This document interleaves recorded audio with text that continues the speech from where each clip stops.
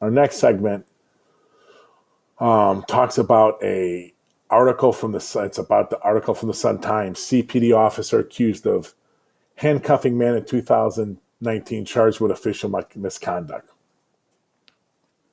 And I want to talk about two quotes specifically in this article. Garcia then placed his hands over the man's neck for more than 10 seconds. I think he got in the back seat with him in the car, making it difficult for the man to breathe, prosecutors said. The officer's partner went around the car and got in the other side to remove Garcia's hands, the prosecutor said. Now, as we talked about 2 weeks from Wednesday, having Sarah Stout from the Chicago Council of Lawyers on to talk about reforms that were passed by the General Assembly. This is a reform that needs to be beefed up. Did the Garcia's partner, and this would have been context for the article, was he disciplined for, well, first of all, did he report that Garcia put his hands on this man's neck for no reason? Did he? Did he report it? And if he didn't report it, was he disciplined for it? Because that's meaningful context in this article, right? I know that in the reforms, if an officer turns off his body camera, for instance, on purpose, that's now it could be a class 3 felony. And I also think if they sign a false police report, that can be a class 3 felony.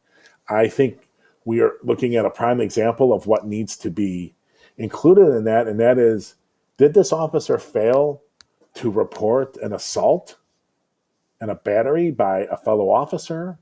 We don't exactly know because Matthew Hendrickson's article doesn't tell us. It would be nice if that kind of context was in this article so we knew. And I'm going to give you one more quote here. Prosecutors later decided to revisit the case. Upon further review of the facts, evidence, and law, we believe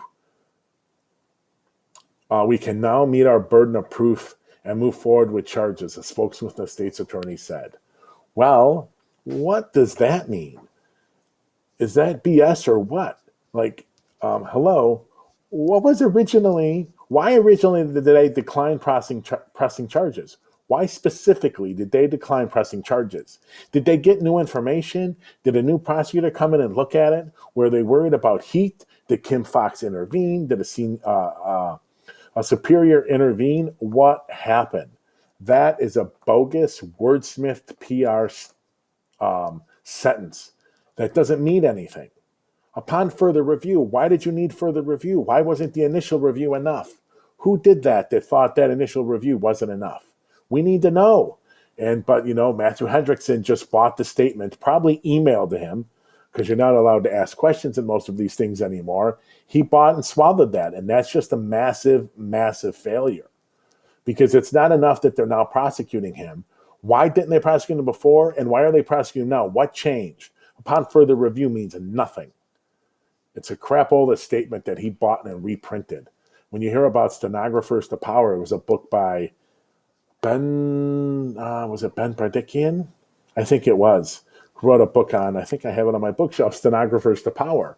This is a great example. That was a total stenographer. He cut and pasted that right out of the statement they emailed it to him, and it went right into the paper and online story. It's horrible. Horrible.